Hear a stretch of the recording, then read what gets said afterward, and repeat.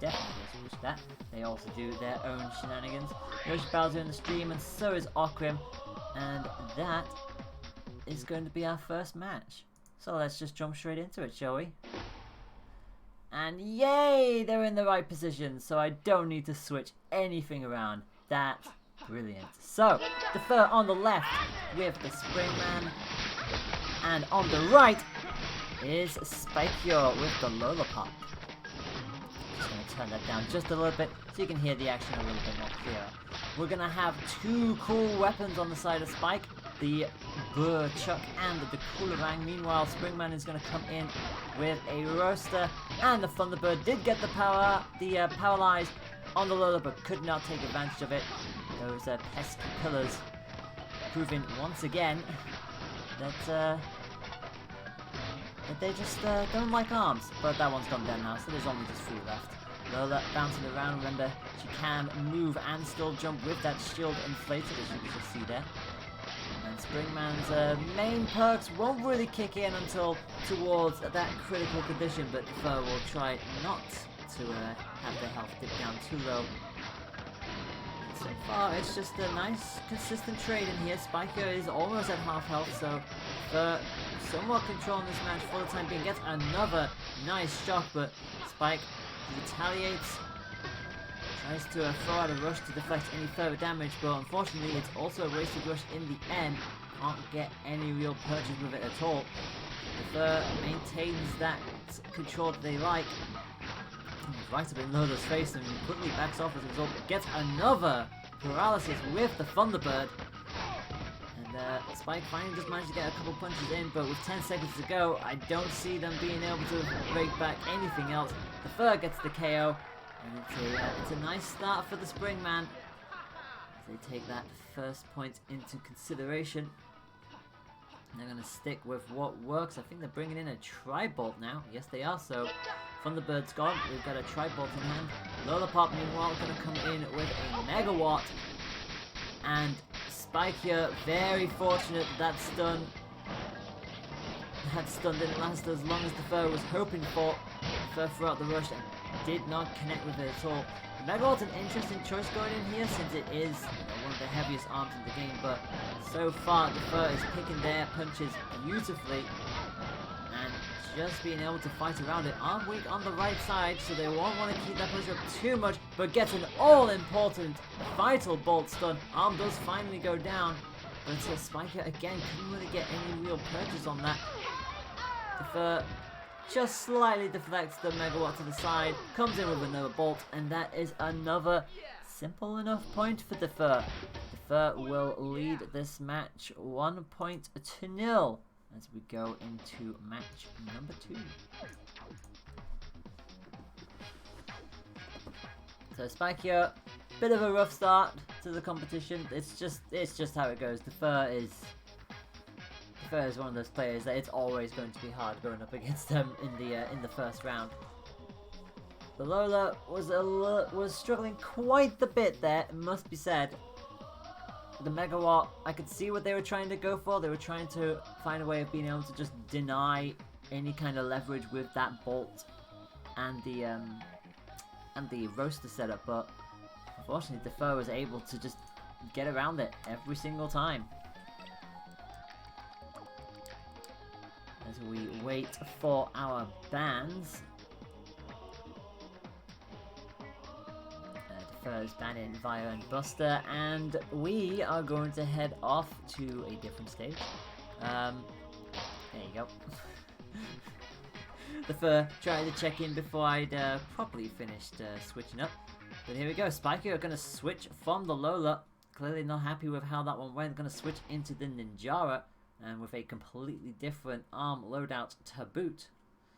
We're going to see that Brella, and we're going to see the Salamander 2. We'll see how this works. Obviously that added effect of the knockback with that Salamander, so we'll see how it plays out. The Fur gonna keep one of the arms from that previous match, the Tri-Bolt, and I'm gonna bring back the Thunderbird, so a very interesting set. Definitely going to use the pillars to their advantage with that bird. It's kind of how they started with the temple ground, and already this pressure Spiker finally gets caught with the paralysis, but even Steven so far. Bolt does land, but Defer was not able to get a follow-up, but that will stall Spike's kind of attack at the moment. Having said that, Spike does have Rush available. Defer is not far away, but it's going to dance around that tube and make absolutely sure no damage connects whatsoever. Does get caught by the knockback in the end. Arm weak and down on that right side, and does get slapped in the end. So Spiker a little bit more confidence in this. They are still playing, dancing around these, but that's to be expected. They're there for a reason. And that was beautifully done. Spike knew what Springman was going to go for there. Caught them out in midair.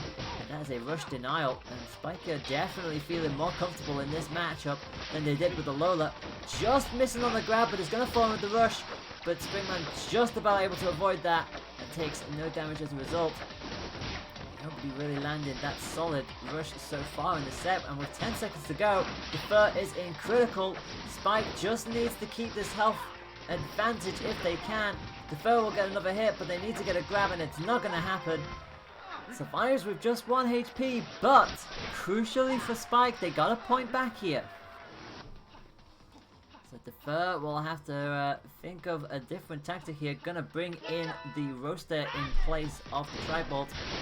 And Spiker, well, if that worked one time, let's see if it can work a second time. Obviously, Defer going to come in with a little bit different strategy. Going to come in with an actual glove this time, but arm already down. Spike is putting on a lot of pressure here on Defer. And the tubers are still up, so they're still able to use that Slapperman to good effect. And so far, it's landed more hits than the Thunderbird is, so Defer very much on the back foot and actually finally gets caught. Only 175 because the knockback was just a little too far out of Ninjaro's reach, but crucially that was nice for them. But now they're going to get caught in Defer's and will score much higher. 320, that's what you like to see in an actual rush. And just about stops the Thunderbird from connecting. Very crucial there for Spike, keeps himself in this game with 50 seconds to go. Defer is almost on critical, gets a paralysis, gets the grab. And that will even things out nicely. And now Spike needs to be careful here. Gets Springman into critical. But now those buffs are up for Defer. As you can see, you do not want to get caught now. Defer is a hit away. But so is Spike. It's just a case of who's going to get it first. And it's actually going to go to Spike. And our first match, our first set of the tournament is going all the way to a third match. Spike here takes it. So not only did that switch to Ninjaro work, the first switched things up and very nearly got that point back and put themselves on the set point, but just wasn't quite enough. Wasn't able to block that upcoming slap. And Spike will even out this set, and well, it very much is anyone's game here now. As we see, the bans are coming up. Fire and Sparring have been banned. We've been to the Temple, or we've been to DNA Lab. We are now going to go to Mausoleum, so we're going to have 3 different stages in our first best of 3.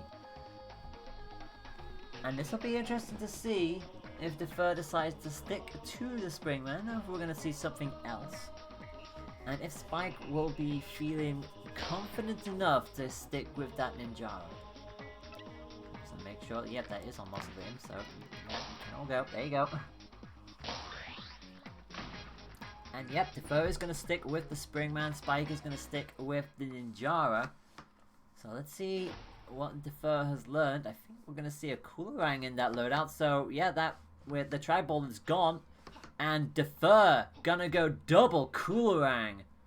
Well, this is going to be an interesting decision here. Spike is going to go for a Popper and also a Brella, so the Popper coming in now as well, so it's going to be a very, very interesting match. So Defer will be looking for a whole lot of freezing, and Spike is going to hopefully try and not get too bogged down with all of these curved attacks that are coming right at them now. And so far Defer has complete control over this matchup, already got Spike down to half. They're going to need to find a way of dealing with this, because so far the Brawler is just not doing anything here. It's just all the Coolerangs right now. Defer just keeping that middle section. Not only that, just keeping that range as well. Arm weak on the right side, and Spike trying to take advantage of that, but Defer's having none of it. Sidestep both of those attacks. Gets a freeze on Spike. Managed to not get the grab though. Spike knew that they were going to do that. Punch straight through it. Spike isn't completely out of this yet, but they've still got a lot of work to do. Just about able to stop that. And now into critical condition, and the Coolerang, the right Coolerang, will get the job done. First point for Springman, and that puts Defer in a promising position. Spike is going to stick with this Umbrella Popper combo, so clearly they believe it'll work. But they need to be able to deal with this double Coolerang that Defer is coming up with. And both gonna activate the rush, and actually stops Defer dead. I think the Coolerang just about missed. I think Ninja was a little too close. And Spike was the one who came out on top, and the freeze coming out. But Spike able to just about repel any further damage. This is a very close set, this. Couldn't quite get the purchase with the barrel that they wanted. Got frozen as a result, so Defer has got... Oh, that's a paralysis, but fortunately for Defer, he was far enough away so that Spike could not get anything from that, but gets a grab! Where did that grab come from? Did not think that was actually going to reach. Coming in with the rush, but Defer just about able to avoid it. Takes the chip damage in the end, but that will be that. And now has Rush available to try and seal this if they wish.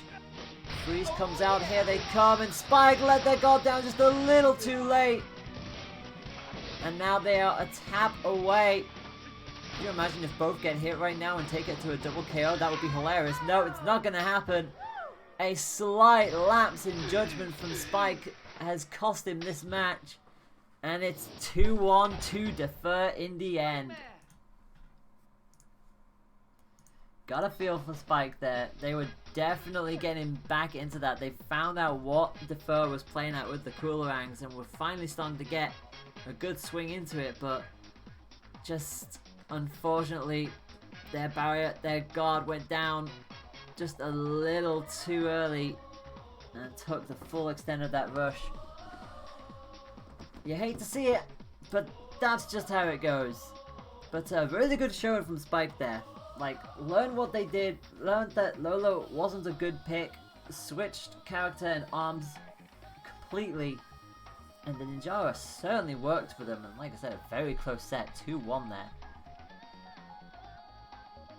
Gonna switch to here. We're gonna get ourselves ready for our next match, which we are just about hearing from. So here we go. It's going to be Penzo and Yam from round 2 that we are going to be streaming next. So Penzo and Yam is going to be our round 2 match. So hopefully you're all looking forward to that. We're just going to get a quick update as to where the brackets are currently standing right now. If I can actually get it up, thank you very much. So, Defer beating Spike 2-1, Alimento beat Yoshi 2-0, and Aloria beat Fox 2-0. So our round 2 lineup is as follows. Rither will take on Defer, Penzo will face Yam, which is the match we're going to be streaming just now. Iceman will face Alimento, and Okrim will face Aloria. So, just gonna see what our matches are gonna be.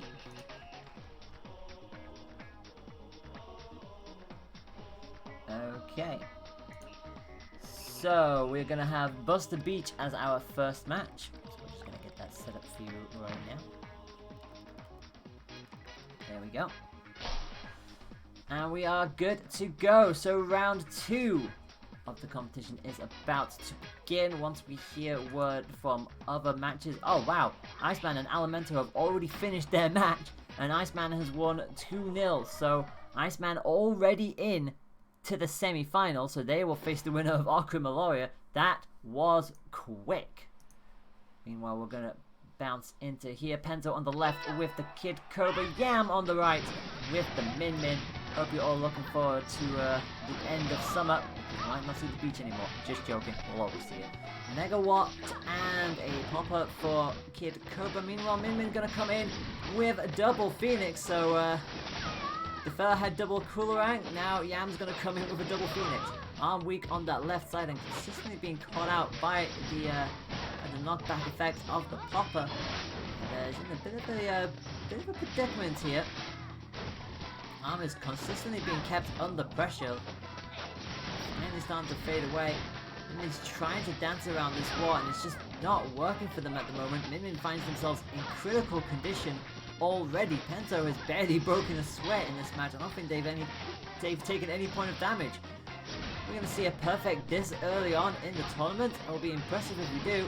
And with 45 seconds to go, Pento feels like they can absolutely do that. Keeping that watt charged up, keeping the popper on consistent pressure. And there it is, just clips the arm, and that is a perfect. That was clinical from Pento there. And Min Min's going to have to really rethink this strategy.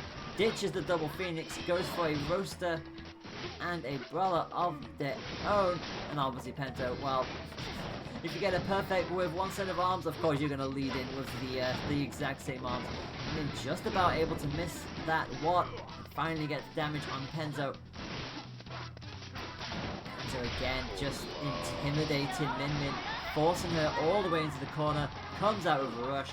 So much damage into that, and well, Yam's got it all to do here. Does manage to get a decent punch in, knocks Pento back just a little bit, and now going to try and come with a rush of their own. Pento could only go backwards.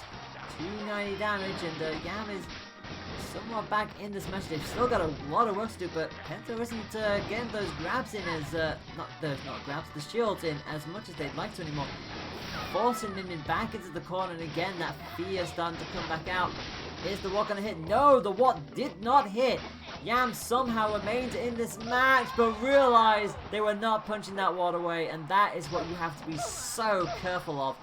Throwing any kind of punch that's not a heavy arm at a Watt, the Watt's just gonna laugh at you. And that is a 2-0 to Pento, and Pento will lead this first match with a point 2-0. As we await our next bans. It was nice to see another double arm loadout coming out, but that first batch, it was so one-sided. The Phoenixes just could not work. The second match was a whole lot closer, but again, every now and then you just saw the Watt just as it came. The Watt would start coming just as Min Min had fired a punch, and the Watt just goes, yeah, that's a nice arm you got there. I'm just gonna just run right through that. Sorry. Temple Grounds is gonna be our next stage via the ban system. So we're gonna see what these two are gonna bring to the table. I don't think Pento will probably switch out too much, since that was an absolute masterclass on how to play Kid Cobra there.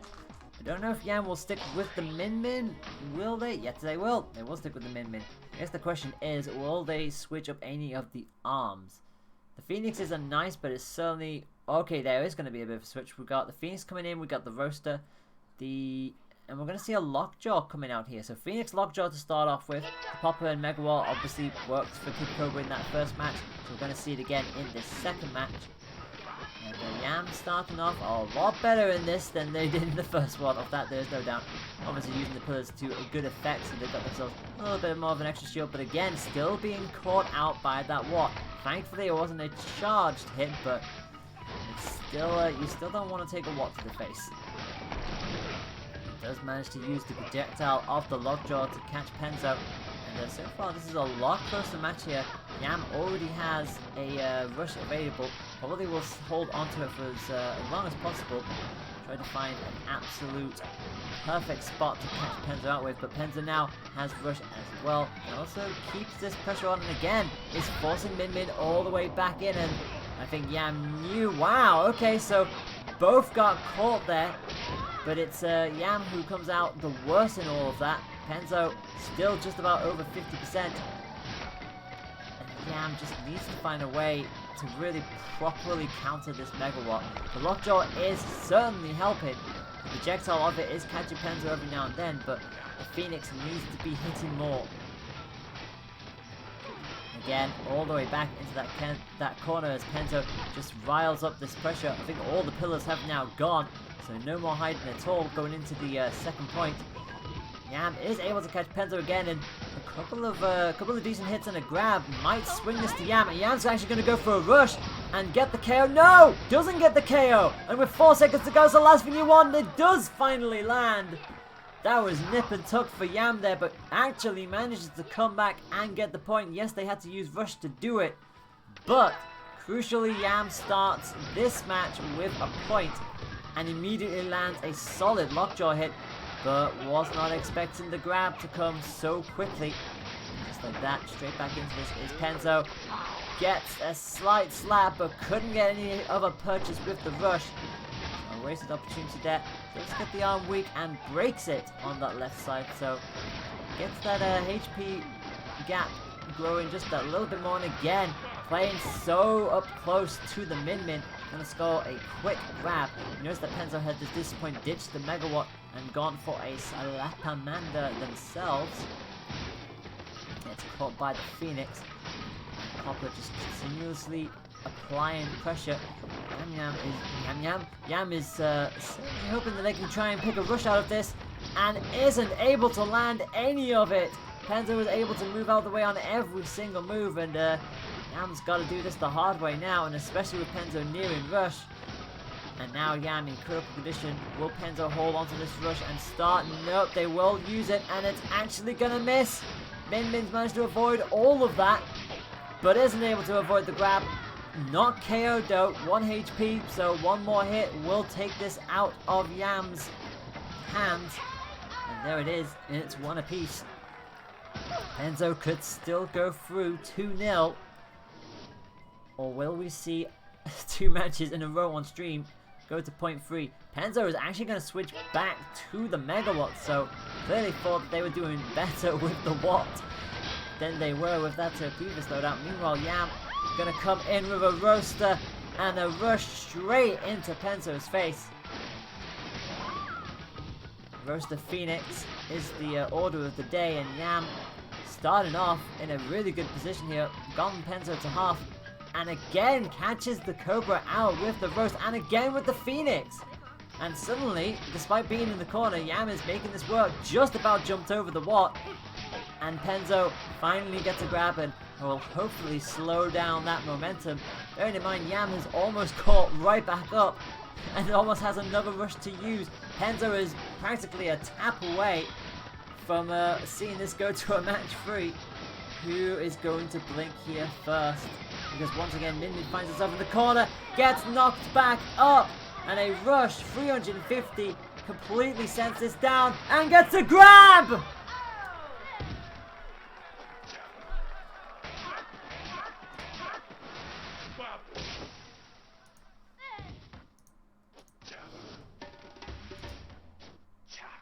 Well, I don't believe that. I do not believe that that is how that match ended.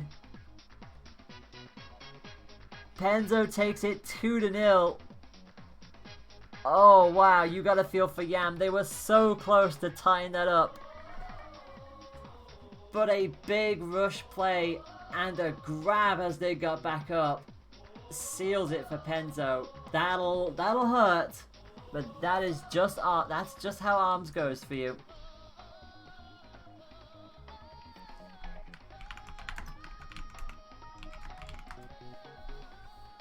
Oh wow. Okay, so that happened. That very much happened. But well played to Yam though. I'm definitely sure that's not the last one we're going to see of them. Obviously the underground bracket will be happening alongside this bracket. We are currently waiting for Riffa and Defer to finish their match, and then we will start with the semi-finals. Word on the on what's happening there. Iceman, obviously we already knew, had beaten Elemento 2-0. Okram has beaten Aloria 2-0. So our second semi-final is already confirmed, and that is Iceman versus Okrim. once we get the results of Riffa and Defer, we will let you know what the next matches are going to be like. Let's just head you back to the lobby area. So congratulations to Penso, you are through to the first semi-final and you will be playing very, very soon.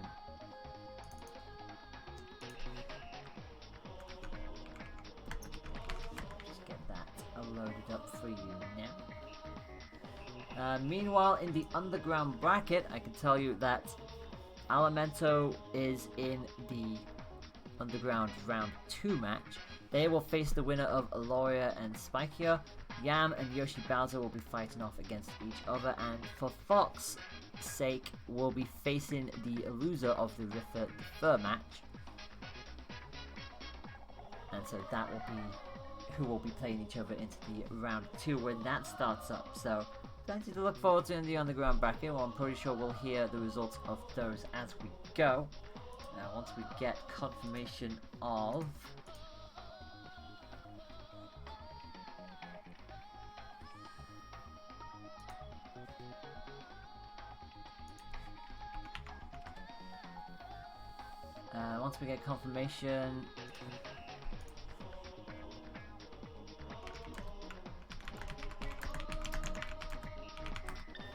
I think we're actually going to do the second semi-final now. So we are actually going to do semi-final 2 first.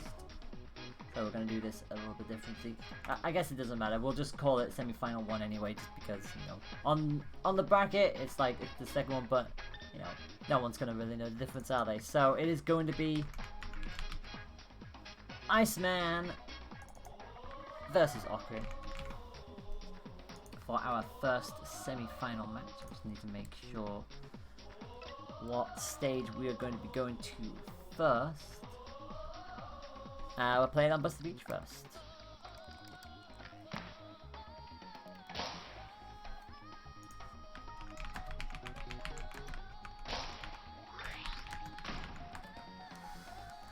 Alright.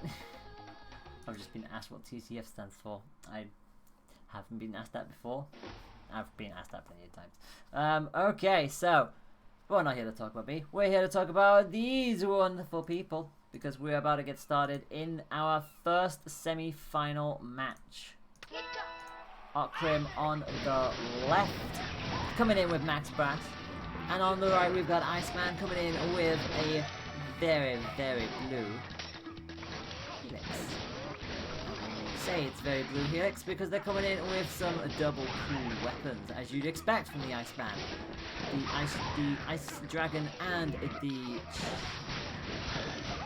gets another freeze on Brass, but that explosion is going to send Iceman straight back into that corner. Okrim obviously with that Ram and the nade, and that nade is just exploding on every single impact right now, and that's going to be a follow-up rush, and Okrim was not messing around in the slightest.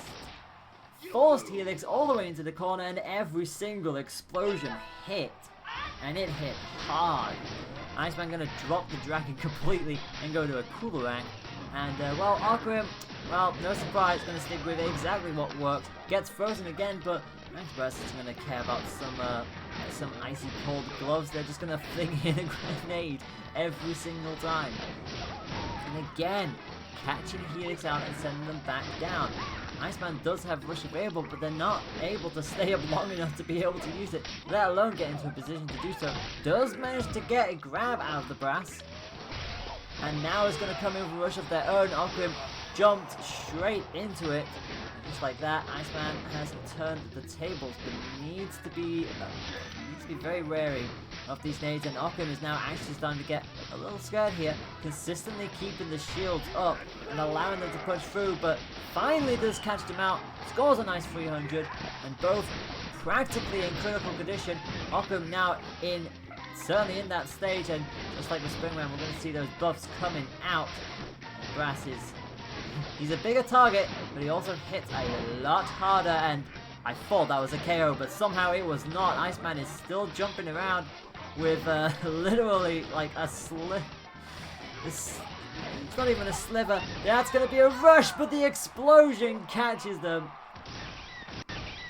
Iceman panicked, went for the rush because they thought that that was the only option to them, and took a grenade to the face. Brass is going to start off with a nice 2-0 and a first point lead.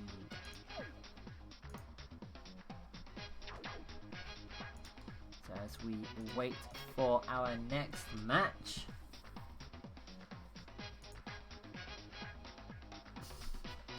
I like how even now people get surprised when Iceman comes out with a full ice loadout. It's like, it's what they do.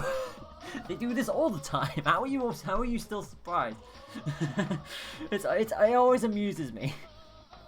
But then again, there are some people who just haven't fought against them yet, so it's just like, yeah, this is literally, this is what they do. Oh. I have to be very quick there. They have selected Temple Grounds. There we go. And Iceman is going to switch completely, so Helix is no more. Goodbye, Helix. We're going to now be best friends with Ribbon Girl. He's going to come in with, well, no icicle loadout at all. So there you go. There's the curveball everyone was waiting for. Iceman are not coming in with a single ice weapon. Instead, we're going to have a Seiki and a nade. So we're going to fight a nade with a nade. And after probably wasn't expecting that. We get a lot of explosions on this side of the field now, but more so, the danger is now more so with Iceman here still. I mean, they're able to make this work so far. Brass is such a big target that they'll get caught out in AoEs if they're not careful. But Seiki is always an interesting one because the explosion, if it's charged and if it does hit, not only is it self-destructing you, it's also paralyzing you as well. So you've got to be careful. Both came in with the rush at relative same times, and it's going to be a nice tasty 420 for Iceman onto Okrim, who finds himself in the back foot here. Does manage to punch through Iceman, but it's still, oh, that's a paralysis, and that's a grab. Through the pillar you go, in dramatic style. And Ribbon Girl will take that first point and is back on her way to get an Iceman a vital tie in this match. We're going to switch out, and it's, well, we're going to see double explosions now. It's all explosions. The Tri-Blast and the Nade. The Nade on each side and the Seiki, and that is going to be a nice big shock.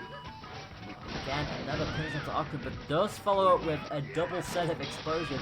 And again, catches Ribbon in the air, and that's what Iceman will have to be careful of.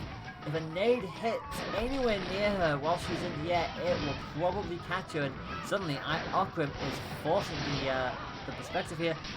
Gets shocked. Unfortunately, the shock time on the Seiki is very long. It's why you can pretty much punish it wherever you are. But Iceman finds himself in critical condition first here.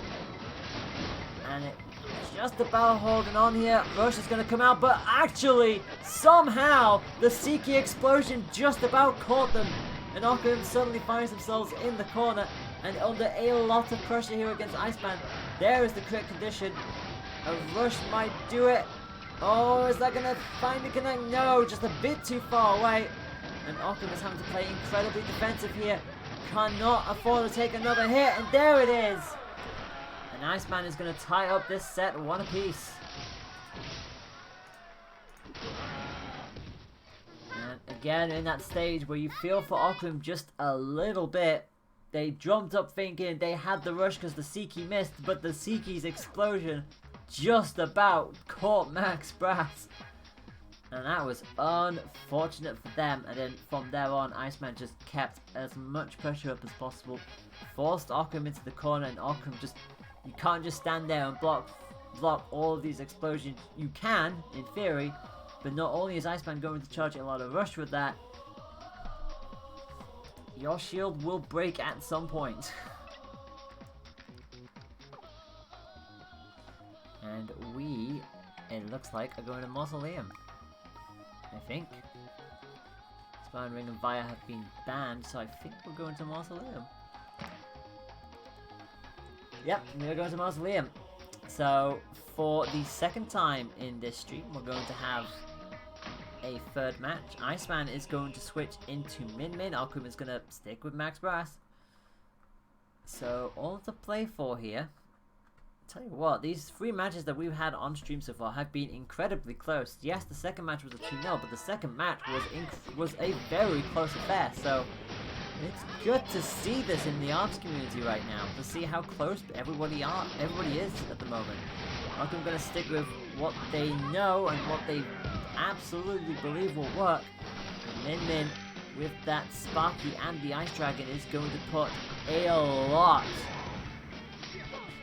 lot of this kind of stall pressure onto Brass. And Brass is just not able to keep up with it at all. If the chill doesn't get you, the shock is certainly going to be punished. And that is another nice shot into a grab combo. Brass is essentially 1 hit away already. And if the Dragon doesn't hit you, well, the Sparky certainly will, especially if you go on for a full frontal attack like that. And, well, for Iceman, it's theirs to lose at this point. Double nade now coming in from Okrim. So, just going to go for all of the beef right now. And Iceman's going to stick with the Dragon and Sparky. Permacharges the Sparky, but is going to get caught with 300 on that rush. And also gets caught with the grab. I did not think that was going to connect with being so far away, but it does. And Minion finds themselves at just about half health. Doesn't get the shock onto the Brass. And the Dragon also just about clips as well. That's what you have to be so careful of, especially with how Okrim is playing. If both go out, Iceman is not afraid to just put the Dragon out, because they know they'll at least get some form of a tip. Gets another spark into a grab combo. Okrim almost has rush, but Iceman has theirs ready and waiting. They're going to go for it, and Brass jumped straight into it. Beautifully telegraphed from Iceman. That's a 2-1, and Iceman, just like that, will advance into winners final.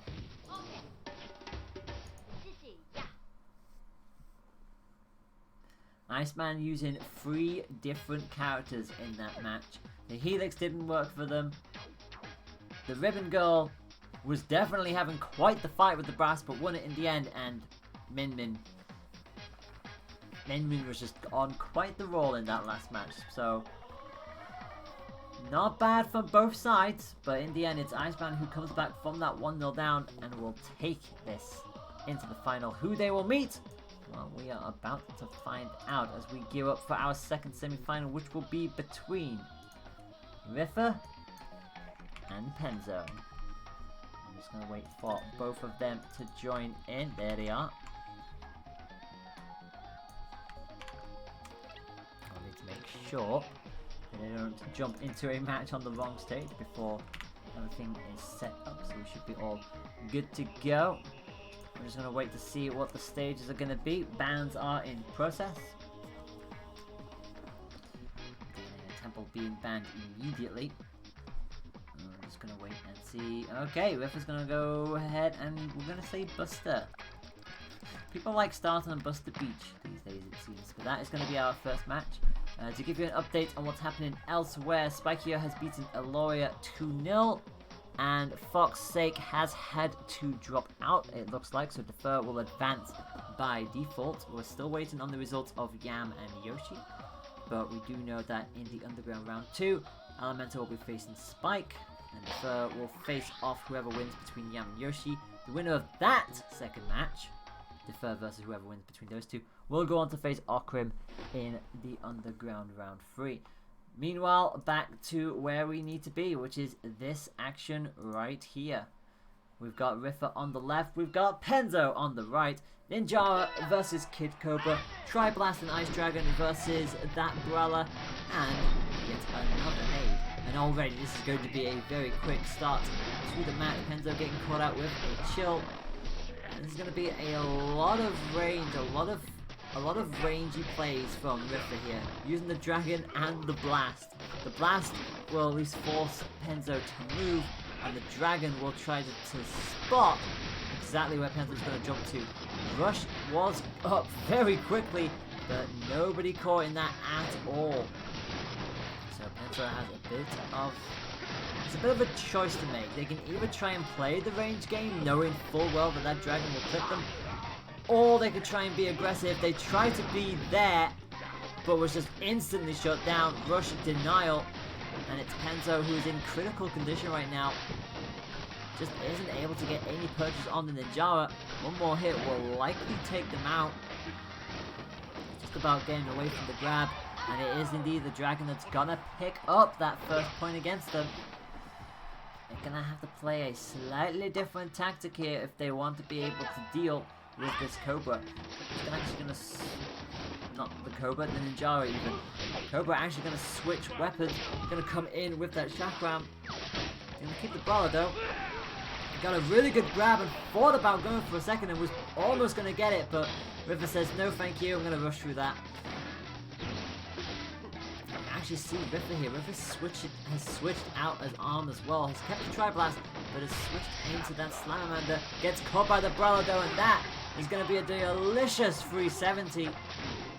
Very solid rush there from Pento. Gets clipped again, but again clipped again. Just when I thought that Pento might have had some form of momentum, River stopped it not once but twice with a similar kind of tactic, and now pushes Pento right back into the corner, and suddenly Riffer is right back into this, playing a very aggressive game against the Cobra, but finally can't block it all, and it is going to be the Ram, I think, that caught them in the end.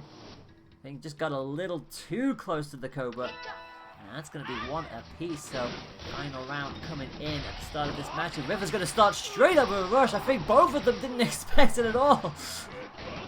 These all Pento just were like, wait, what? Pento does respond with a solid grab, but that was a very quick decision to go for a rush so early in that match. And clearly found a good spot to do it. Now both fighting on the same level. And the brother finally getting through. See, Riffer has gone back to that Dragon, ditching the blast.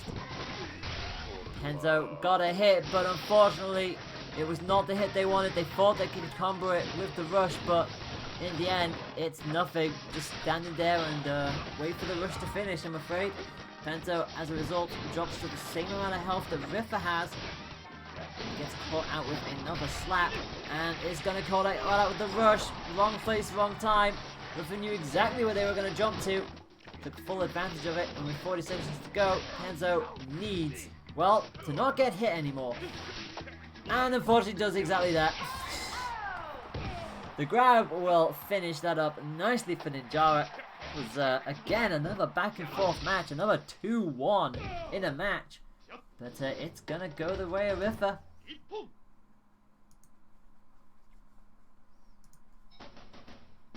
These matches are just... They are just... They're so good right now. Like, all of the players in this tournament are just having... They're having a hell of a blast here. As we are going to see what's going on here. We're actually getting confirmation in the Discord that Riffer is going to change character. So, I'm pretty sure most of you will... Some of you who know Riffer will probably know what they're going to go to, but... for those of you who don't, feel free to guess in chat who you think Riffer is going to be changing to. Waiting on... Oh, I think they already confirmed it. Whoopsie. Yeah, they had already confirmed it. I just missed it because it went a little too far. Riffer is coming in with the Min Min. Pento are going to stick with the Cobra, and we are going to Mausoleum. They're both doing a little bit of a jig, a little bit of a dancey dance. Pento going to come in with that Chakram Umbrella, and Riffer, different character, different loadout. We're going to see a Scully, and we are going to see a Megaton. The Megaton will have no elemental bonuses, but it's just the big heavy arm. It's what you need, really, isn't it? Not what you need though is a grab from the Cobra. The Scully is one of the quickest and lightest arms in this game, so we're going to see how effective it'll be against this loadout. And they're already applying that poison stack that can go up to a stack of 3, and you'll just see Cobra stutter every now and then. And look at that, up to 3 already. Thankfully for Cobra, it won't go higher than that, but that is not where you want to be. You do not want to have it at its max capacity. Riffer just keep in charge of this. The trampoline already out in the first 40 seconds. Both coming in with rush, but it's actually Pento who gets the better of this. Using that trampoline to good advantage. Riffer couldn't aim high enough, and Pento was ripe for that. Riffer in critical condition. The Scully has been working, but Penzo is starting to get themselves back into this match. Couldn't quite get the shock, and again gets caught with that poison and sends them into critical condition. Riffer in the middle with the trampoline, and again gets another peck with that Scully. You just cannot allow it to do that to you. Both are essentially a hit away with 13 seconds to go. Arm weak on that left side, and Penzo knew they had to start building pressure, otherwise that would go down. Instead, they are actually going to get picked off. And Riffer is a point away from proceeding into the finals. Right now, Penzo has got to do everything in his power to stop that from happening. Both are going to come in with a similar kind of setup, but again, it's going to be Penzo who gets everything with that rush and then gets a grab. That's a very awkward landing from him, right on the edge of that trampoline. That popper from Penzo actually coming in this time around as well, trying to get around this the heavy light combo that Riffer is bringing in, and they're not getting caught by the poison as much, but even uncharged, Scully is still just tapping away at that health. Riffer nearing critical condition does get the Scully perma-charged again, and does now start leaving a little bit of a poison nibble. Beautiful side dodge. That side dash was beautiful from Riffer. Set themselves up perfectly for the rush. Down to 2-0. And that, my friends, is Riffer in the final.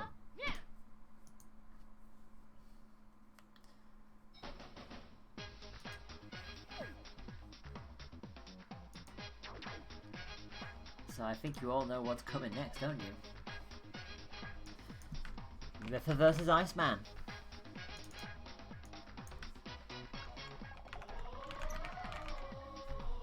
I don't think I need to tell you, I don't think I really need to sum up what this means. Because this is essentially picking up from where they left off. These are the two individuals who made it, who ended up in the Underground final last week. That went to a match 5. And it was 3-2 to Riffer in the end. And Riffer went through and was then beaten by Yatta. So, how is this going to be different this time? Will Iceman actually get the better of Riffer this time, or will Riffer maintain that little bit of a win that they have over Iceman? We are going to find out, and this should be really exciting. Get your predictions going in the chat, get some hype and emotes going if you do as well. Remember, it's not over yet.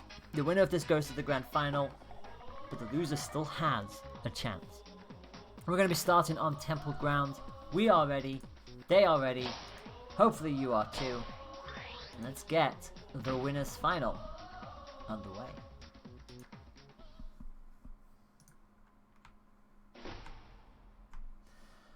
Riffer coming in with the Ninjara, Iceman coming in with the Min Min. Surprise, surprise, it's gonna be a Chakram Ice Dragon party for Iceman. Meanwhile, the Ninjara is gonna come in with a Toaster and a Home. And he's actually going to start with that first punch onto Iceman. Just about missing with that second, but certainly not missing with that one. And obviously, Riffer, their main tactic is to try and keep Min Min from getting that Chakram permacharge, which she just was able to do. We stop the missile from coming in, and again, just like with that Seiki, if it's charged and if it gets stopped, it can blow up, and if it's close enough to Riffer, deal some self-destruct damage. Riffer's actually going to come in with the rush, and that nice big 365, I think that was a 365. And just like that, Iceman finds himself under 50%, does get the pick up on that arm on the left-hand side. Riffer will just be able to dance around it and let it fade away. But now wanting to get themselves into a position to potentially punish some more of their own. They do have rush if they are able to get another stun with their Chakram. So far, Riffer has an answer for it, but does not have an answer for that. Gonna take 365 onto that. Didn't get knocked down, which is interestingly enough. I think that pillar was certainly stopping that from happening. It's Riffer who actually goes into critical first. So Iceman starting off a little better, but falls foul to the rush. And with 10 seconds to go, well, a tap is literally what either of these players are looking for here. This is a very, very tight and nervy end to this first match. They are both literally trading punch for punch here. The time comes up and neither could land a punch in those last 10 seconds. Sometimes that is just how it is in this game, but literally it was punch for punch there. And Riffa is the one who comes out just about on top in the end. We're going to actually switch the loadout out completely. We're going to see a Kablammer coming out for Riffa. And the Iceman is going to come in with that Chakram Ice Dragon combo again, so they were confident that it was definitely working for them. Gonna come in with the rush, will connect with it again, and another solid 370. Riffa's got it all to do with quite the heavy arm. In a corner's going to go with the rush. Min tried to dodge it, and Riffa spotted that beautifully. 305 was nice in the end for them.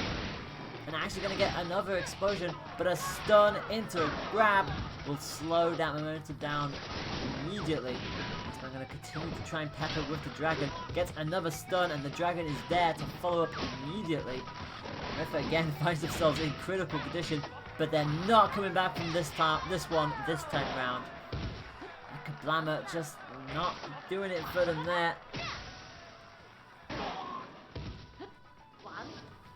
Min ties this up. Riffa. Now it's Riffa's turn to go. No, I am absolutely sure the Kablammer will work. Ninjara is just far enough away to avoid that. And take no damage at all with that rush, which means if Riffa can get a decent shot in here, they might try and go for the rush. Try and catch Min out again as they're trying to evade. Arm slightly weak on that right side, but it just about fades away. Riffa keeping up this pressure big time here. They know they're not too far away from catching Min out like this, and yep, there it is. It was only a matter of time. Riffa was just not backing away anytime soon, and Iceman just could not get them to shift. Just managed to get the stun on the Chakram, but they've got a fair amount of work to do. They are almost in critical make that they are in critical condition, and Riffa just needs, well, just another explosion like that to take it away. Freeze comes up, another poke with the Chakram. Then we're going to try and bring this back as much as she can. Gets caught again, but just about survives. Gets the arm perma charged up and gets another chill. This is an incredibly intense first match. Riffa also has a rush available. They just need the poke and finally get it. It just connects on the arm. They needed to start that comeback from Iceman as quickly as possible. And Riffa will start with the first point, but oh boy, they had to really work for that.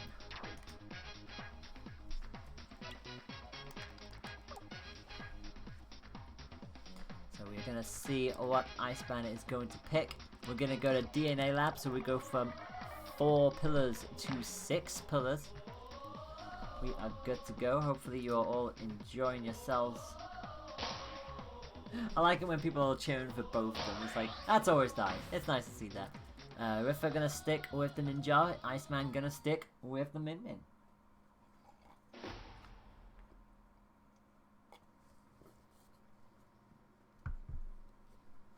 And look at this. So both going to do some slight adjustments to their arm selection. Iceman going to come in with a Chakram and a Tri-Bolt. So going to go for a double stun approach. Meanwhile, Riffa going to switch out that Kablammer for a Lockjaw here. And also going to come in with that Cracker as well. So it's going to be a very different approach to how that first one was. Obviously, we've got the 6 tubes. Obviously, DNA Lab is a big stage in and of itself. And already the punches are just flying. But it's Iceman who's got the better of it at the moment.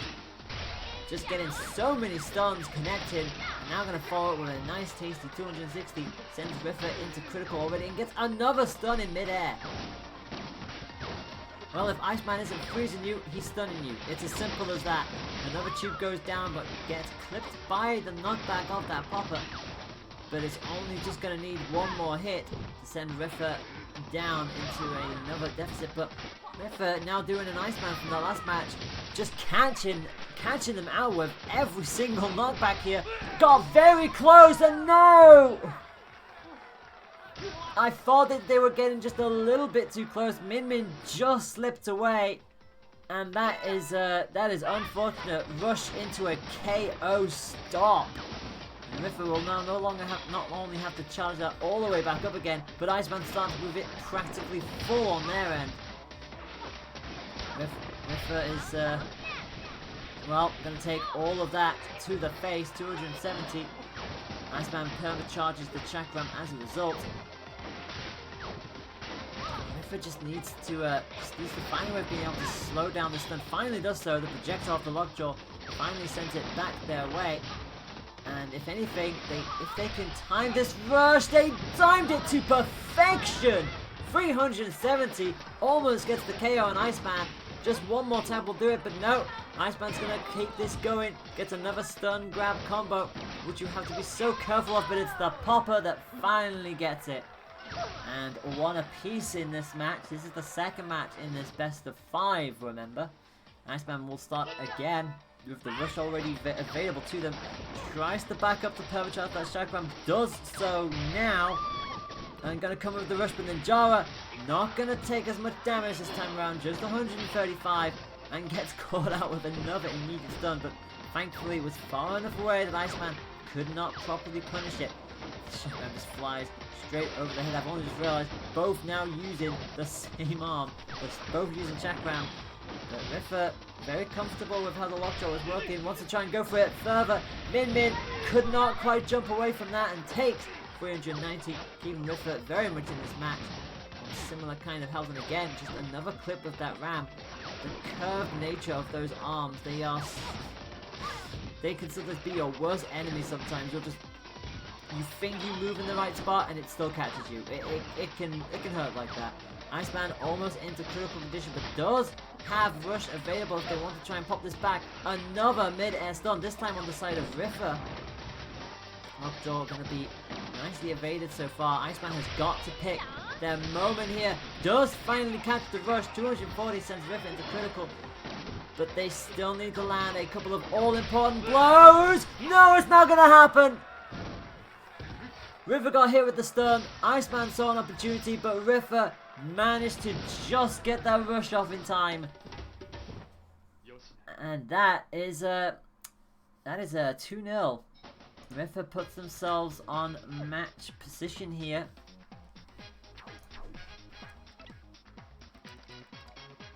And look at that.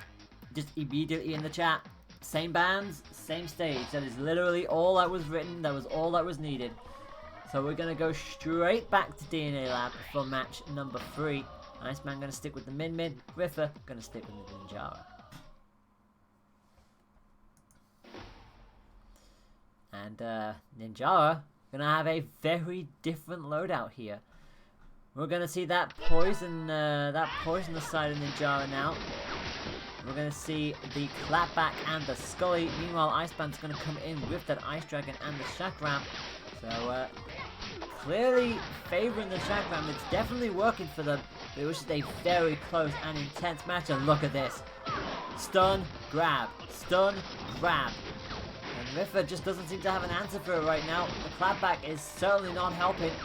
The Chakram is able to just about curve around it. So it's really trying to get the placement of that shield. And so far it's just not working for them. Iceman has rush available, but they're just probably going to hold on to this. Yep, there it is. That was relatively straightforward for Iceman.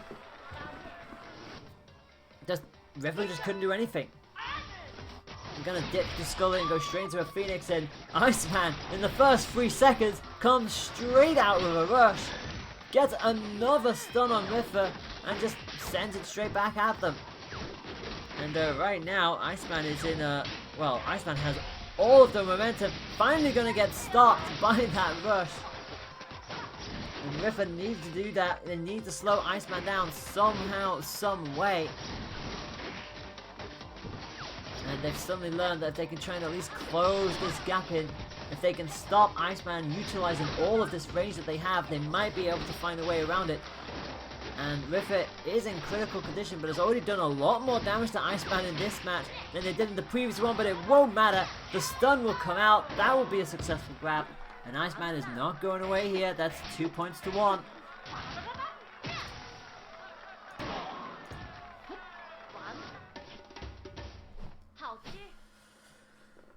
So the good news for Iceman is that it's not over yet, and they are still very much in this, but now it'll be Riffa who will be picking the stages here. So Iceman will ban first, but it's Riffa who will get to decide what stage we ultimately go to.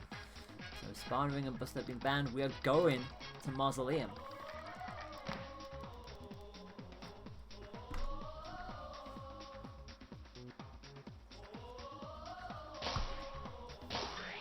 Riffa is ready, and so is Iceman. They're both sticking to their guns. Riffa coming straight back in with the Ninjara. Looks like we're going to have a different loadout to this one, so yeah. Riffa knew that that loadout did not work. It did not work in the slightest.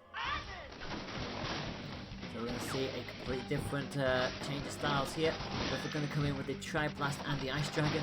Going to use some icicle effects against Iceman. It'll be an interesting decision. Iceman coming in with no ice weapons at all here. Going to go with the Chakram and the Tri-Bolt. So going double stun. If it's not double freeze, it's double stun. And it actually causes the self-destruct on the Tri-Blast there on Riffa. Both players with arms weak. One on the left, one on the right. The Dragon just about missing Iceman, but the bolts are not. Which is crucial for both of these, but the explosion is hitting a lot harder than the bolt is. And so far, Iceman is having a bit of a struggle with, managed to get the stun, but couldn't get the follow-up, and is now just being peppered with explosions and wonderful little icicle beams. And that dragon is just going to just chew you up. Very nice. Iceman falls to the Ice Dragon, and it is now set point for Riffa. We'll see a slight different change here. Yes, we are. Tri-Bolt and Ice Dragon coming up from Iceman. Riffa has ditched the dragon.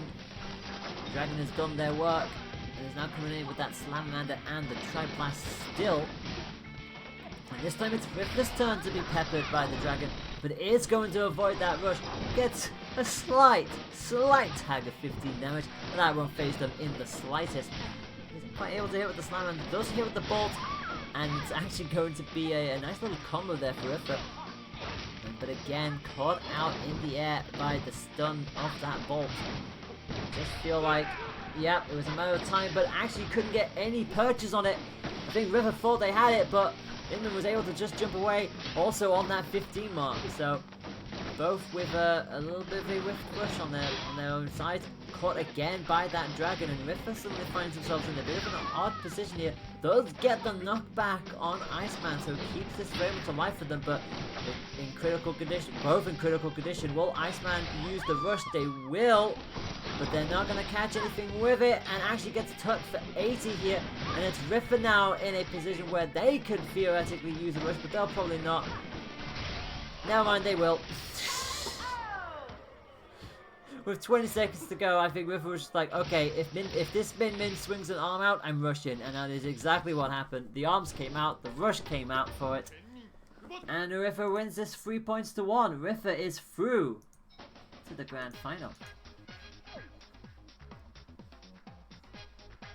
So Iceman will fall into the underground bracket, but we will see them later on. So let's give you a quick rundown of what's currently going on whilst all of that was happening. Yam beat Yoshi Bowser 2 points to 1 and went to take on Defer, who they then beat 2-0. From there, Alimento lost to Spikeyo, so that was round 2 done and dusted. Into the underground round 3 bracket, Spikeyo beat Penzo 2 points to 0. So, a whole lot of things changing at this point in time, which is very interesting to see. Spikeyo already has done better in this tournament than they did last week, which is amazing. We're still waiting on the results of Okrim versus Yam.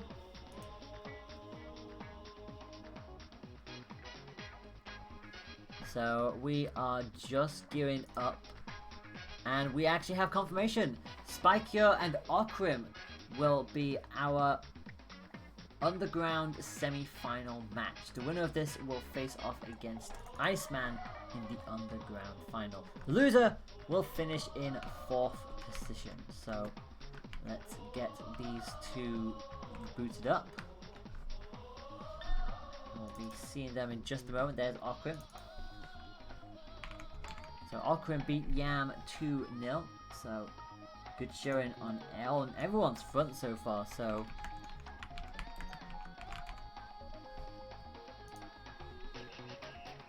yes, up next is the underground semi-final between Spikier and Okrim.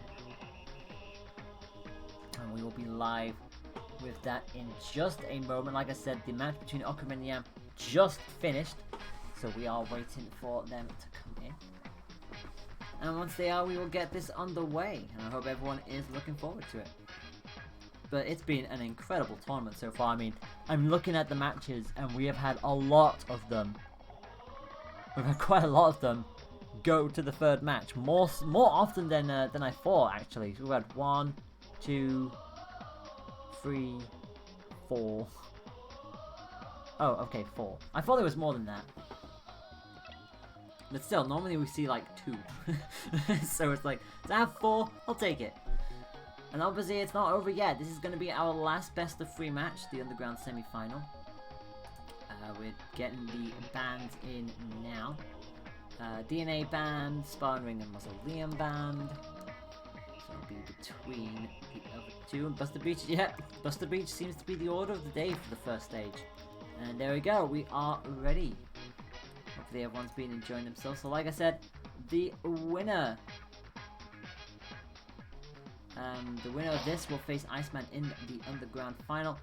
The loser will finish in 4th position. And like I said, Spikier last week, when they entered this tournament, they beat Yoshi, and then they lost to Riffa, and then they lost to Yam. So yeah, you get the general idea. Spikier getting this far is significantly better than what it was last time round. We are going to start our underground semi-final match with a Max Brass versus Lollipop. And I need to quickly switch. Max Brass and the Okrim is going to come in with that Chakram and that nade, as we've been seeing Okrim play with for quite a lot of this tournament. And Lola, meanwhile, coming in with that Bird Chuck and the Coolerang, so taking the page out of Iceman's book, and so far it's working.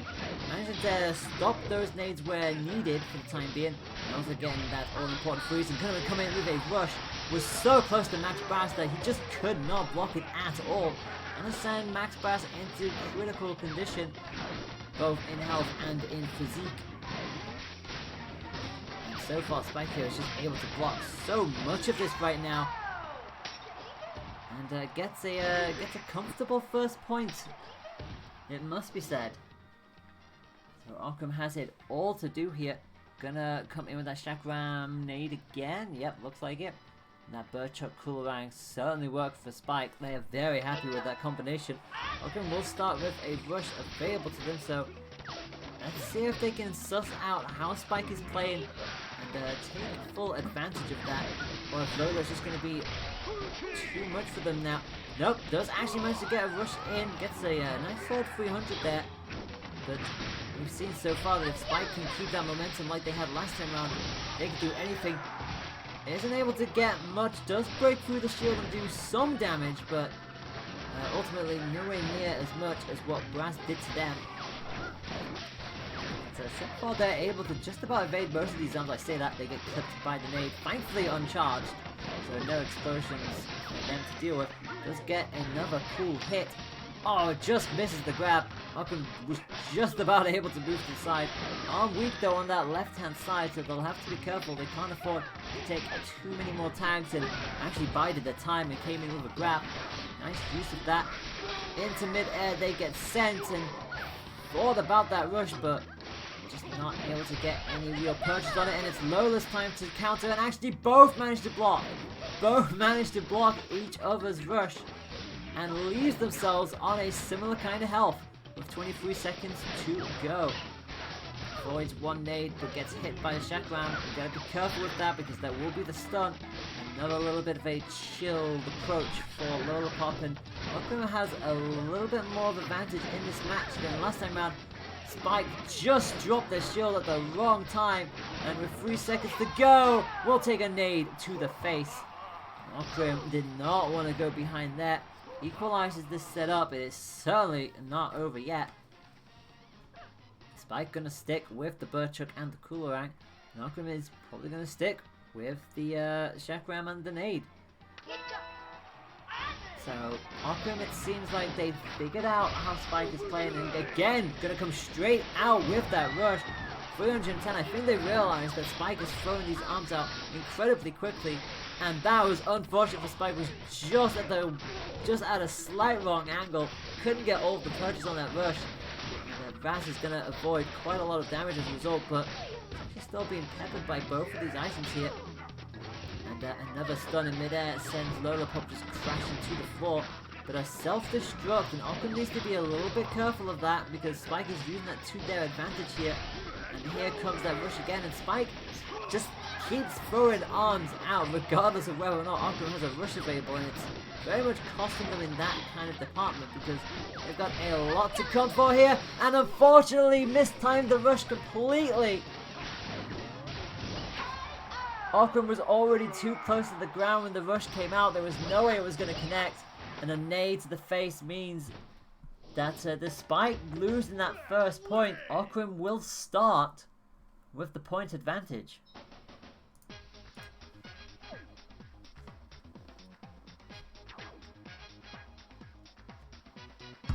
Spike had such a good start there, and was able to shut down Max Brass so long. And then from that second match onwards, Okrim figured out what Brass was up to. Not Brass, figured out what Lola was up to. I was able to just about counter it. There was a couple of unlucky moments for Spike, especially towards the end of that third point, where the rush came out, but unfortunately they were just already aimed a little bit away from where Brass was standing, and it unfortunately cost them just a little bit. I say a little bit, a lot. They got KO'd as a result. But it's certainly not over yet. There was a lot of promise in there, a lot of potential.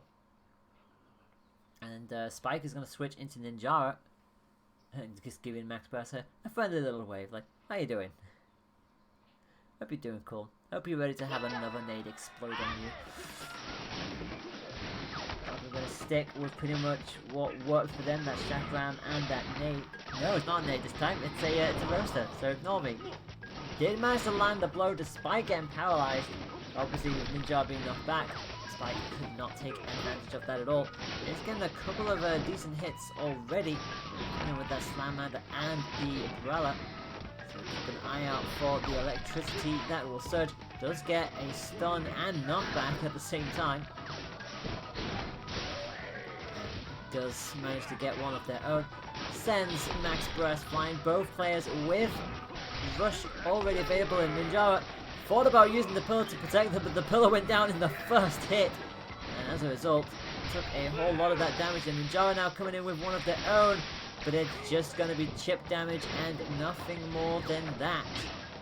And then another quick little stun from the Tribolt keeps all this pressure on Ninjara, who finds themselves in critical condition. Another poke away from that Chakram, and Max Brass is so close, you just feel like he'll just breathe on the Ninjara and he'll go down at this point. But no, another shock this time, but unfortunately Ninjara again was too far away to be able to properly capitalize, and is knocked straight back down, and Okrim is on set point. Spike is gonna come in with that combination, that Brella. Gonna come in with that Popper as well. And again, Okrim just sticking with what works. Because why not? Coming in straight in with that rush, and Ninja was not able to block that. They were on the floor, but just couldn't get shield up. And that is another 300 plus damage against them. They've got it all to do. Does manage to get a poke, but they need to get more than that. And again, the rush is just not on time at the moment. Okrim able to shield that, and again, it's just chip damage. Both arms are weak though. If Spike can force one of them to go down. It might slow Max Brass down just a bit, but no. Both are going to fade away. Oh, never mind, I take that back. The arm is still weak on that right side, but Brass is going to fight through that easily. Come in with a rush, that will not fade away. And again, just keeps Ninjala down and grounded. Just not allowing him to do anything. Big time grab, and Spike is just a punch away from going down, and there it is. Max Brass wins that nicely in the end. And despite that first point scare against Alola, comes back strong and wins that 2-0.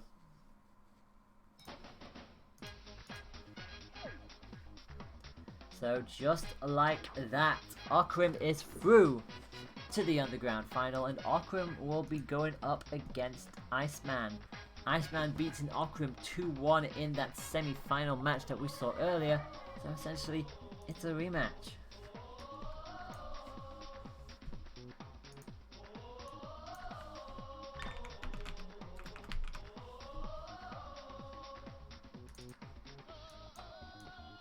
So the Underground Final is coming up from here on in. It's just going to be, well, it's going to be exactly what you'd expect. The Underground Final is upon us. Thank you, controller. I'm glad you're looking forward to it too. And Okrim immediately just like, oh no, the rematch. We are going to be starting off on Mausoleum between these two.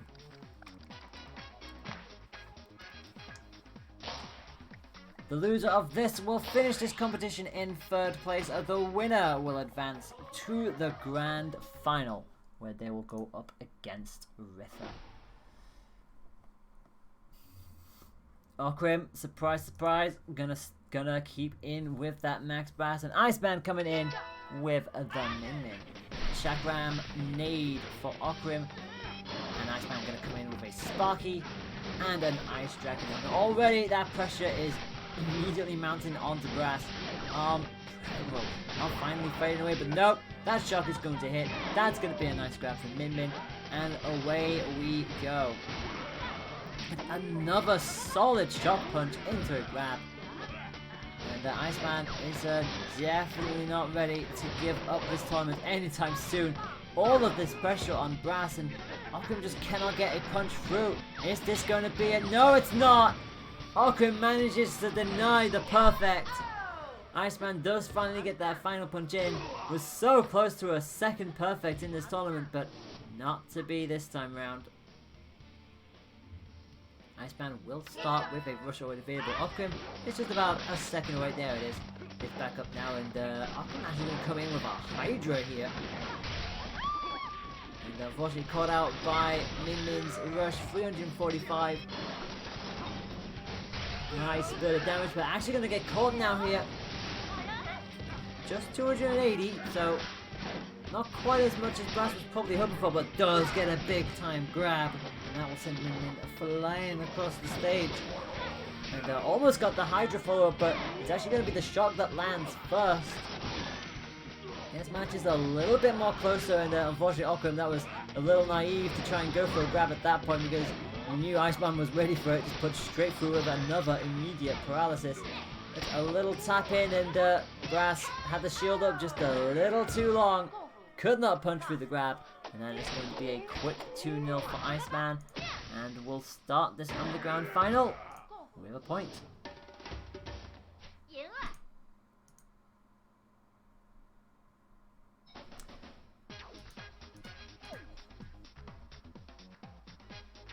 I had a feeling they were on the wrong side. The second I checked the box and realized that, wait a moment, that wasn't right. It was because we went straight into a match and I was not keeping an eye on that. So, whoopsie whoopsie. First error. That's alright though. I had a feeling that might have been the case. So, Iceman is banning Sparring Ring and Buster. So we're just going to wait to see what Okrim is. Okrim is actually going to... Oh, this is going to be interesting. So, for the first time on the stream, we are going to see the same stage 2 times in a row. Going back to Mausoleum. And both characters are coming straight back in.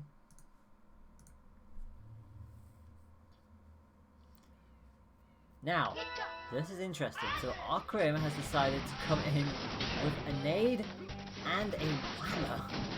So Akrim going to go for double heavy arms, and Iceman is going to stick with, well, what worked, the Ice Dragon and the Sparky. And I guess Akrim's hope is that they're just going to be able to just punch through each and every single one of these, but they'll have to be careful here. They can't always rely on that because the dragon can still catch them. But Akrim is not afraid to come out with another big grab like that. And actually this tactic seems to be working. Iceman will probably pick up on what Akrim's doing. Akrim is being incredibly aggressive. Look at this. Big time 405 damage there. Have they switched sides again?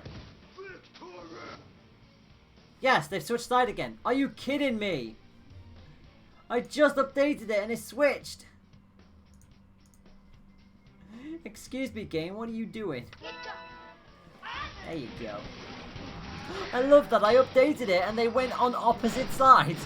Anyway, Akrim was playing incredibly aggressive and Iceman just didn't really have an answer for it. It was just like every punch was being shut out by Akrim. Akrim was falling in with a grab and then a rush, just completely destroying them each and every time. And now Min Min comes in with one of their own and they pick up 345, nice and healthy.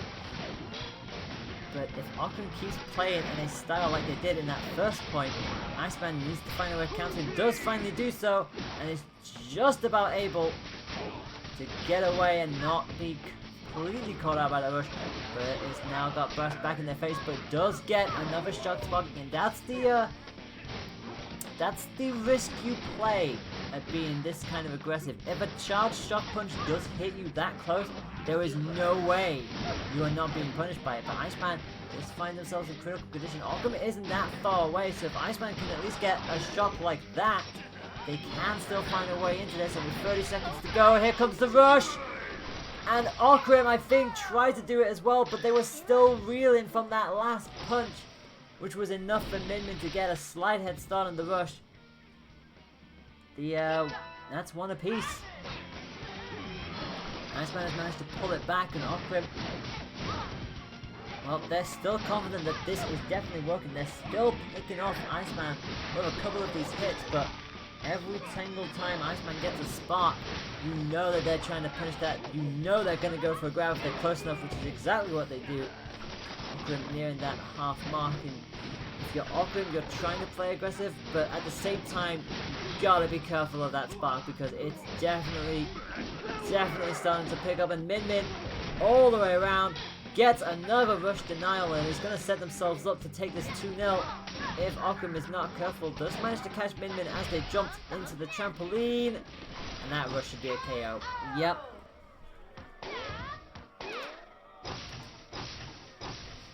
(2-0) in the end to Iceman, and despite that initial scare where Akrim was just incredibly powerful with that brass, Iceman again realized how they were playing, started to adapt to it, and by the time the third point came around, they were very comfortable that they could counter that brass and that style of play, which was amazing to see. And so it puts Iceman on set point.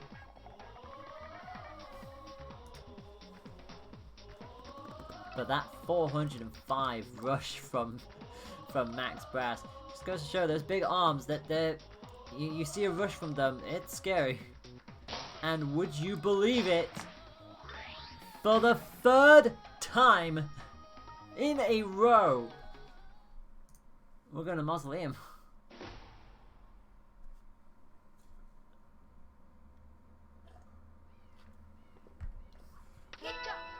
So, Akrim was happy with how the hammer was doing, but it is ditching the nade now. Is actually going to come in with a tri-bolt. So, a little bit different, and already starting off with and already catching Min Min off guard, got the stun and into a grab, and once again, playing that aggressive tactic. But again, Iceman knows that Brass likes to do this, and is getting those shots where they can, but once they figure out that they can easily punch through the bolt with that punch, the only thing they need to worry about then is the hammer.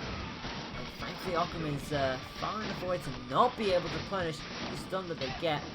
Guts get another one, but again, Iceman is able to wake up in time to start deflecting it. Arm weak on that right hand side. Brass has got to be careful here.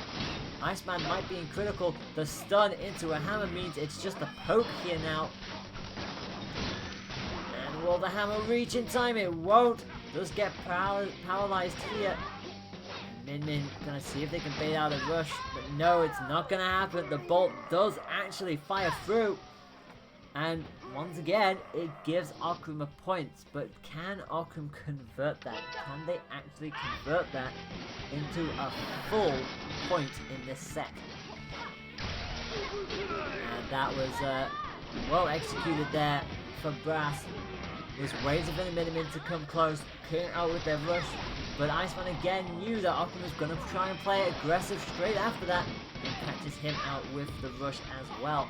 Again, another stun combo from Occam. Look at that, it's a brutal combo. You get stunned and then hit with that hammer. It's never great, and Iceman finds themselves in critical condition. They're not finding a way to properly deal with this. The dragon might be freezing, but it's not stopping the hammer. The hammer is coming straight through. And, well, there you have it. Occam makes sure that for the second best of 5 in a row, we're going to match 4.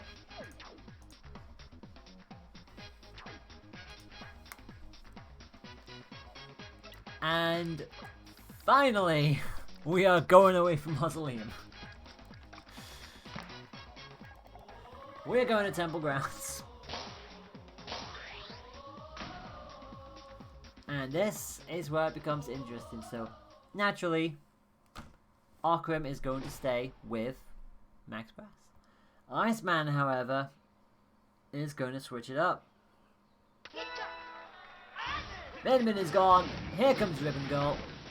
And it's going to be a nade / Seeky. And it's going to start this off with a nice big electrical bang.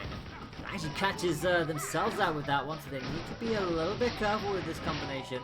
And already Max Bash trying to play the aggressive game again, but you need to remember that those explosions are on the other fighter this time round, not their own. And so far, Iceman is keeping all of the momentum here. Comes in with the rush, slowly descends from above. A monumental 440 damage. And I don't think Brass knew what hit him there.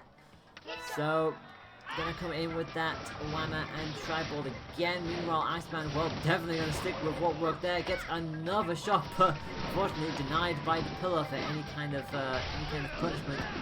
Rush is gonna come out of Occam, but wrong place to do so. Ribbon avoids and denies, and is gonna get a nice easy grab straight through a pillar. And Brass is fighting a very, very big uphill battle here. They just cannot get anything to land here. Ribbon is just too fast for them. And another rush coming in, and Brass again jumps straight into it. 400 again, that's a perfect! A perfect seals it for Iceman. It wasn't even close.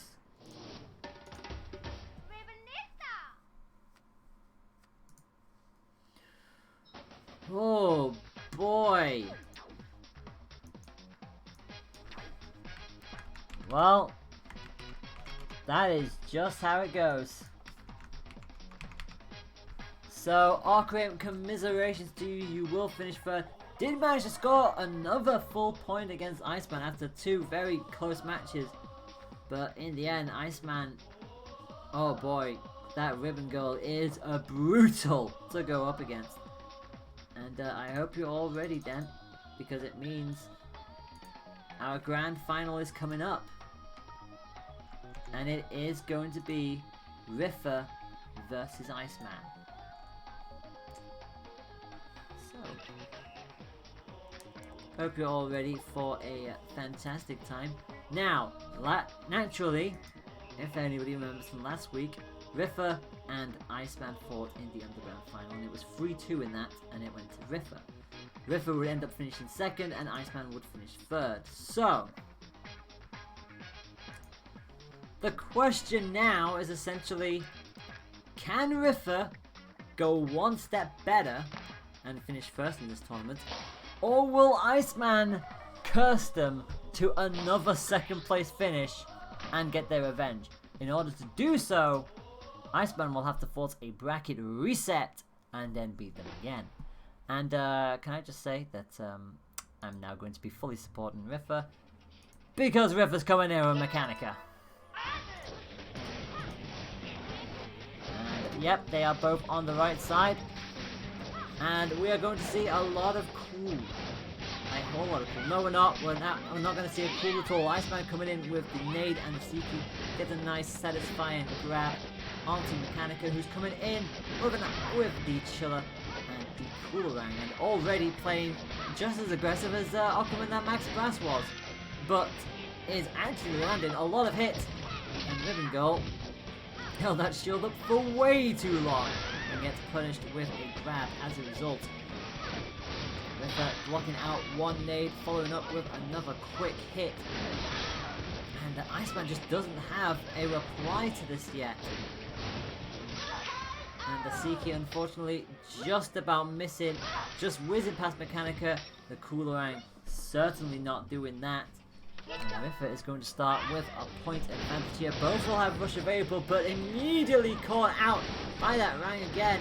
And you see what Riffa is doing. Riffa is trying to stop these explosive arms coming out to force a self-destruct on Iceman. If that ends up being the Seiki, it's a massive time for punishment. And Riffa let their guard down just a little too early there. And this is going to be a free rush. Look at that go. That is a nice tasty 330. Iceman is in critical condition, and Riffa has a massive health lead. Iceman does have a rush, but it's just not able to stand up long enough to use it. So far, it's all Riffa, and those explosions aren't going to matter to Mechanica too much. That's the nature of the nature of her mech. Just shake it off. Iceman doing a little bit of a cool standstill with one tap away. Is still keeping those arms swinging. Riffa almost at half, but it's still got a comfortable lead, and obviously now has rush available, but doesn't need it. Lands the Chiller blow. We'll start off this underground final, not underground final, the grand final. We have a point. A nice clean 2-0 in the end for Riffa, as they both bounce off, and Iceman very quick to realise that they just had the complete and utter wrong loadout for that match. But them's the breaks. That is just how it happens. Riffa's got a smile out of me though, you know, seeing the Mechanica. I always love that. Seeing the Mechanica in the grand final is just like, no bias whatsoever. We're going to Sparring Ring. I think that might be the first time we've seen Sparring Ring show up on stream, which is very weird because I normally see Sparring Ring so much. So Iceman gonna pick the Sparring Ring. Here is our... Oh! Now it's Iceman coming in with the Mechanica, so... Alright, I see how this is. I see how this is, you two. Coming in with the camo, which is fine. We're actually going to switch up as well, switching to the Nisango. So, very interesting matchup this is going to be. Mechanica with the Chakram and the Toaster. Nisango with the Phoenix and the Megawan immediately scores with a nice little shot. And Iceman gets sent to the other side. An immediate follow-up!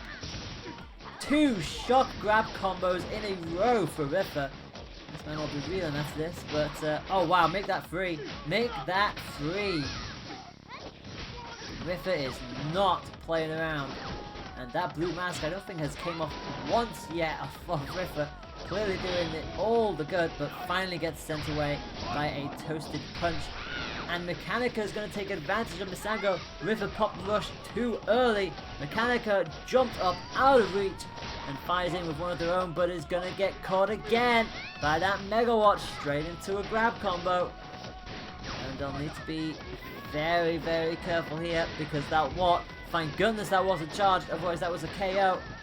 Rang just about missing Riffa. Riffa's actually in critical. Alright, both are a tap away from going down here, and it's gonna be Mechanica who gets hit square with that Rang. Not the Rang, the what? But that ended up being a little too close for comfort there for Riffa. Mechanica was landing a lot more hits than I think they were expecting. Does manage to start with a solid shock grab combo, and guess what? It's that blue mask again, but Mechanica is quick to punch that straight off, and both getting their own roasting. And another Mega Watt shock punch to Mechanica. She's not dealing with these well at all. Both with a rush available, and the knockback from that slammer that is going to send Riffa reeling. Does manage to get the blue mask equipped just before that punch, just after the punch happened either, but has now lost it completely as a result of the knockback from the slap. But it's still not over yet. Here comes a rush from Mechanica. Is this going to be enough for KO? It is! 350 takes it away. Riffa will start this next point with rush in hand, but they need to be careful here. Mechanica is starting to know what they're doing, and it gets caught again in midair with that slam. Iceman is very comfortable with the slowdown here, and again catches Misango. Every single time Misango jumps, chances are that Slammer is going to just knock them straight back. Red mask now equipped, but it's gone again. Mechanica is not allowing Riffa any chance at all to get any bonus perks that those masks have to offer. They now find themselves into the corner. Riffa just needs a moment to try and equip that. As you just see the masks change colour, they change between red, yellow and blue. And obviously each one with its own separate perk. But Riffa finds themselves in critical position. Both activated rush at the exact same time. It was Riffa who got the punch, but unfortunately couldn't get any more because the knockback sent the flying just a little too quickly. And it's the slap that does it. Mechanica actually comes back into this. Riffa did not have an answer. And hey, maybe you two should just go both Mechanica, because it's clear that you're both really good with Mechanica, so that's one apiece. Iceman with a point, Riffa with a point. Both players having won their matches with a Mechanica. So, you know, if you two just want to just go double Mechanica, I would be, you'd make me and Malieve very happy. I'm sure somewhere in the world, Malieve will just suddenly feel her ears burning and just be like, I'm needed! Via Dulce is coming up. I want to see what happens here. Riffa is ready to go, and so is Iceman. Iceman is going to stick with the Mechanica, and Riffa is going to switch again, this time to Lollipop. And Lollipop is playing on home territory.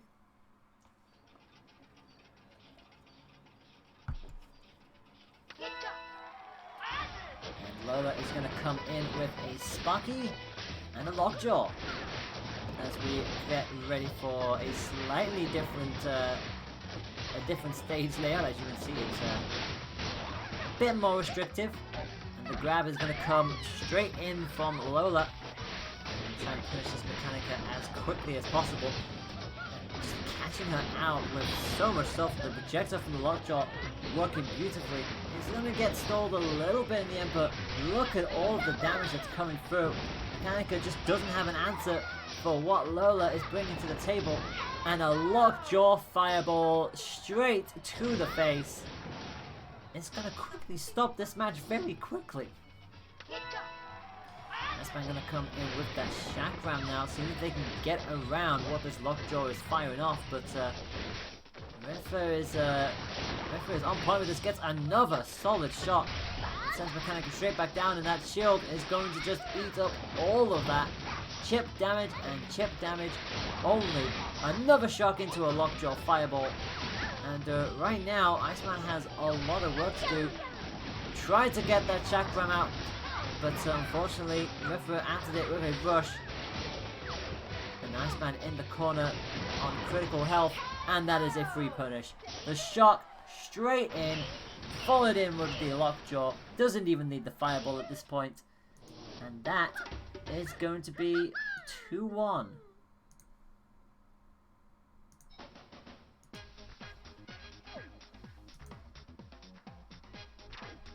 Riffa is 2-1 up. And Riffa is changing to Ninjara. Well, that's a call and a half. And it looks like we're going to Temple Grounds. Yep, Iceman wants Temple Grounds. That's where we're going to go. So, and Iceman is going to also switch into Twintel. So, well, we know the position we're in here. If Riffa wins, the tournament is over. And Riffa goes from second last week to first this week. If Iceman wins, oh boy, we're going to match 5. But they'll have to fight through this Ninjara to do so. Riffa coming in with that Popper and the Lockjaw. Clearly working so well with Lola. It should work with Ninjara too. Twintel coming in with the Chiller. And naturally, the Cooler. So we're going for the full ice setup from Iceman. As they try and slow down this Ninjara as much as possible. And so far, it's working out for them. Gets another solid grab. Takes Riffa to the halfway mark. But that fireball from the Lockjaw is continuing to catch Iceman out. Not once, but twice here. Twintel has it all to do. Coming out with the rush. Riffa was not ready for it at all. Jumped straight back down into it. And that's going to be critical condition for Riffa. Riffa does have a rush of their own, so it's really the question of, will they sense an opportunity to fire it now, or will they hold on to it? And look at this. Well, they're going to use it. They baited out the grab from Iceman. Deals a solid 375. Now they need to get this finishing blow, because if they don't, that rush will be for nothing. And does manage to get a slight clip, and the Lockjaw hits. Oh, Twintel, no, you should have blocked. The Lockjaw came swinging in, uncharged at that. And this is championship points for Riffa and Ninjara. It's going to lower the shield just a little too late. And get caught out with a little bit of a chill breeze. As Iceman coming in, has actually switched out Coolerang for a bolt. You just saw that freeze straight into a stun, and Riffa is more prepared for the rush this time round. Only takes 15 damage. The Lockjaw again hits Iceman square in the face. Arm weak on the right side, but does manage to get another chill, but they have to be careful here. The arm is weak, and Riffa will know that if they can get an opportunity to fire off that rush, they'll do so and end this tournament as soon as possible. Again, caught out with another bolt stun. You just sense the closer Riffa gets, the more this rush is coming. And Iceman knows it. Arm weak on the left-hand side. You just wonder when Riffa will go for it. Critical condition, but Iceman is still in a lot of danger. Has rush available and is now in critical as well. Any kind of damage here will do it, and it's exactly what's going to happen. Tried to jump up and get themselves some kind of elevation, but Riffa knew that was probably what they were going to do. Catches her out beautifully, and Riffa is going to win this 3 points to 1, just like they did in the winners final. Riffa is your winner of the 30th EU Arms Challenge. Beautiful place from everyone involved. It's been an amazing tournament, an amazing competition. And Riffa goes one step better. To be fair, they both went one step better than last week. Last week, like I said, Iceman finished third and Riffa finished second. With Yatta not competing today, one of them had to win it. And it was Riffa this time. So Iceman goes from third to second, and Riffa goes from second to that #1 spot. So congratulations to Riffa, commiserations to Iceman, and obviously Okrim, shout out to them as well. They came third and Spike came fourth. So that's a solid top 4. I don't mind saying that. And again, we had all 3 best of 5 matches today going to match number 4, all ending 3-1.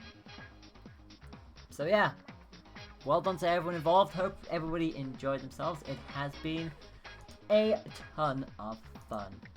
and I'm very, very glad to have once again been able to commentate for stuff like this. So no bracket reset today. That's just how it is. Iceman wasn't able to get that win, so there will be no reset. That's the tournament over. Thank you all so much for joining in. Hope you have all had an amazing time. And for those of you who may be watching this and haven't gone into ARMS yet, there are a lot of communities out here that would absolutely love to be able to give you a little bit of help and show you the ropes. There's a lot of these competitive players who probably won't mind giving out tips and advice and whatnot, so never be afraid to ask. And if you are currently, you do currently have ARMS, like I said, this community, it's ever growing and it's ever changing. The matches are always so close. So yeah, it's a lot of fun. We are going to end up this stream now. Thank you so much for tuning in. Thank you for those who took part. It's been amazing. Hopefully we'll see you next time for another amazing tournament. I have been Tamashi Kanjo, and this girl is signing off now. Take care everyone. Thanks for watching. Stay fresh.